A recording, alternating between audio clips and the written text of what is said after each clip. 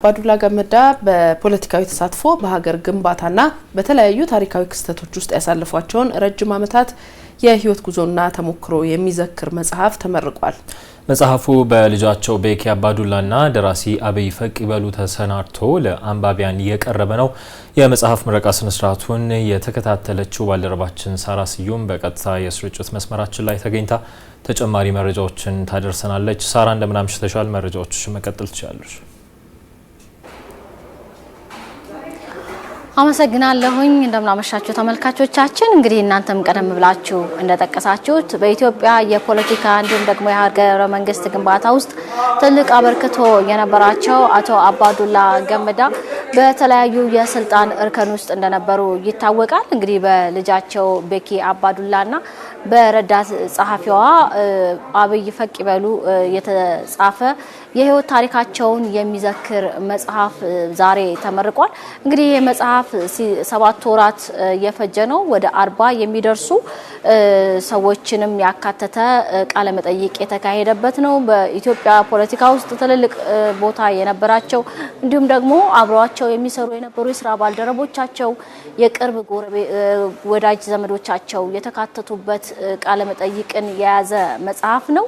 ወደ 322 አካባቢ የሚደርስ ገጽ እንዳለው የአማርኛው ተጠቅሷል።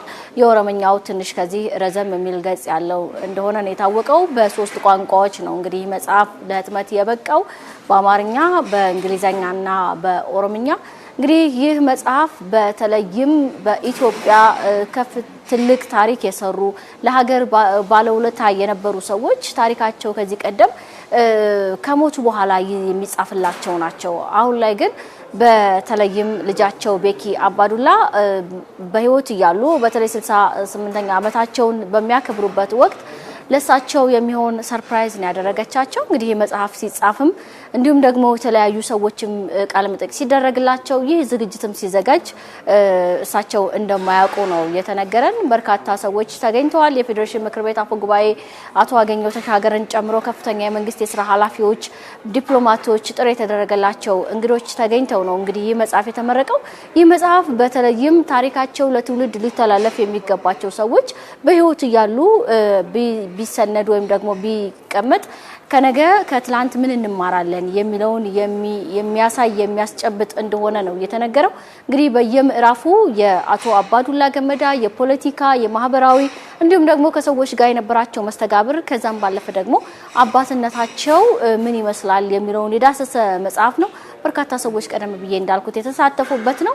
ይህ በአጠቃላይ መጽሐፉ ምረቃ ላይ በጣም ስሜታዊ ሆነው እንደዚህም እንዳልጠበቁ የፎቶ ሴሪሞኒ የቤተሰብ ፎቶ ሴሪሞኒ ወይም የፎቶ ፕሮግራም እናድርግ ተብለው ነው ወደዚህ የመጡትና የተለየ ስሜት ሲሰማቸው ተመልክተናል። በርካታ ፎቶዎች የታገዘ አውደ ርዕይም ነበረ። እሳቸው በህዝብ ተወካዮች ምክር ቤት እንዲሁም ደግሞ በሌሎች የስራ ኃላፊነት ዘርፍ በነበሩባቸው ጊዜያቶች ውስጥ ያከናወኗቸውን በፎቶ የሚገልጽ ነው። ይህ መጽሐፍ ደግሞ ለየት የሚያደርገው ወይም ቃለ መጠይቅ የሚደረግላቸው ሰዎች ፎቶአቸው በፎቶ ማስረጃነት የተቀመጠ መሆኑ ለየት እንደሚያደርገው ታውቋል። ለአሁኑ ያለኝ መረጃ ይሄን ይመስላል። እናመሰግናለን ሳራ።